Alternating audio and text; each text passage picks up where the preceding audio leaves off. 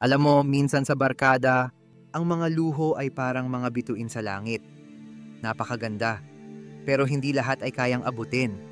Kaya naman, gusto kong ibahagi ang ilang tips kung paano tumanggi sa mga luho ng barkada nang hindi nasisira ang samahan. Una, mahalaga ang pagiging tapat. Kapag may nag-anyaya sa iyo na gumastos sa isang mamahaling restaurant o mag-shopping ng mga branded na gamit, huwag matakot na ipahayag ang iyong sitwasyon.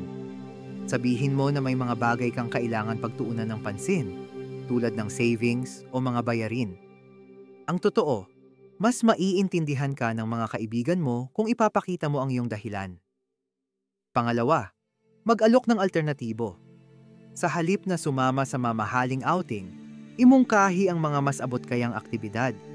Halimbawa, magdaos ng potluck sa bahay o mag-organize ng picnic sa park. Ang mga simpleng bonding moments ay kadalasang mas masaya at puno ng kwentuhan. Pangatlo, maging matatag sa iyong desisyon. Kung talagang hindi mo kayang gumastos, huwag kang magpapaapekto sa pressure ng barkada. Tandaan, ang tunay na kaibigan ay hindi ka huhusgahan dahil sa iyong financial choices. Kung may mga pagkakataon na nag-aalok sila ng mga bagay na labis sa iyong budget, magpakatatag ka sa iyong prinsipyo. Pang-apat, ipakita ang iyong suporta sa ibang paraan.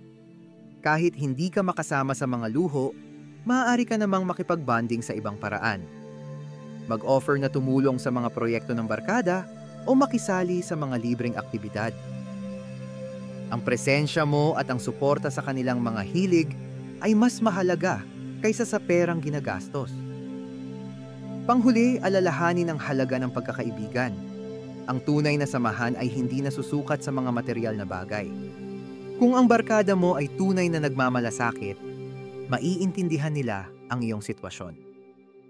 Ang mga alaala na nabuo sa simpleng bonding ay mas mahalaga kaysa sa mga mamahaling gamit o pagkain. Kaya, sa susunod na may mga luho na nag-aanyaya, tandaan ang mga tips na ito. Maging tapat, mag-alok ng alternatibo, at ipakita ang iyong suporta sa ibang paraan.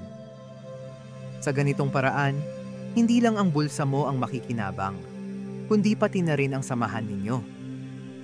Ang tunay na pagkakaibigan ay nagtataguyod ng respeto at pag-unawa, kaya huwag matakot na ipaglaban ang iyong mga prinsipyo.